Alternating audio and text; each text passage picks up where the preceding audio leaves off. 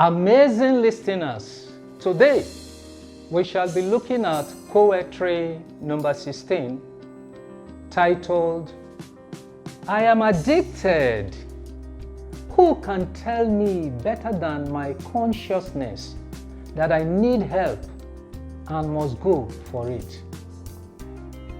Supported by the story, Mr. and Mrs.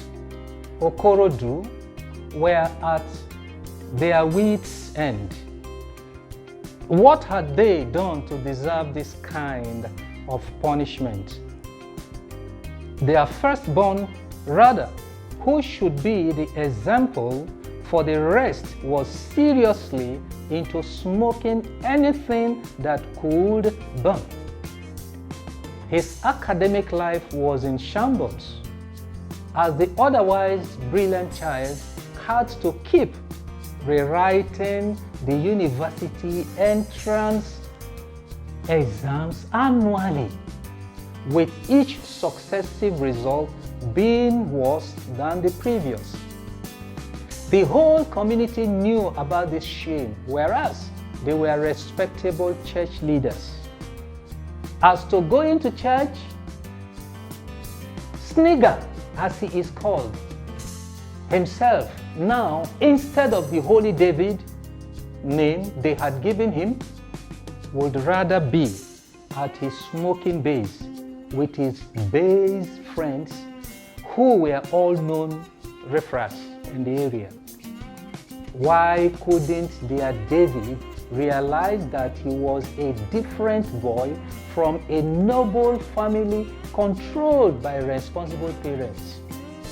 Why couldn't he realize that those friends of his had no future from their very beginning and had no responsible parents who would feel ashamed?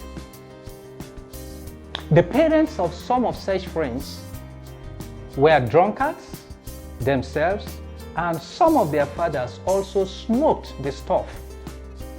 What of Snigger? Would he never come to his senses?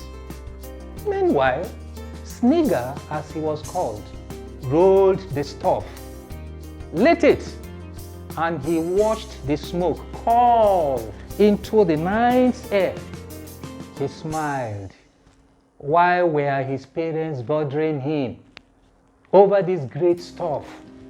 How he wished they knew what was in it. He would never deceive himself or anyone that he might stop it one day. Why did Jah create it anyway?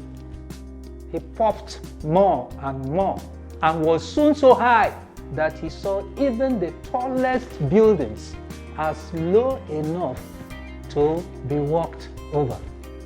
Then came an opportunity for a trip overseas to complete his education.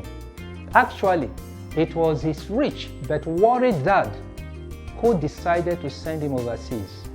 He hoped getting his son away from his present environment might help him stop smoking marijuana. Snigger was naturally elated to travel outside. He, however, had to undergo medical tests to travel. The results were alarming. His kidneys had been damaged. Snigger might not live long after all, the doctor declared. He woke up suddenly. He needed help to quit smoking. Then, certainly, he did not want to die. What should he do? He was now sober enough to listen to advice and take medication seriously. Nobody forced him. Today, he no longer smokes. He preaches to the youth against smoking, but they ignore him. Why?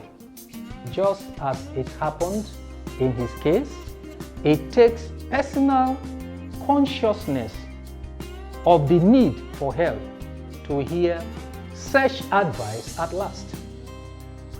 So, your conscience should convince you that you need help and you must go for it. Thank you very much.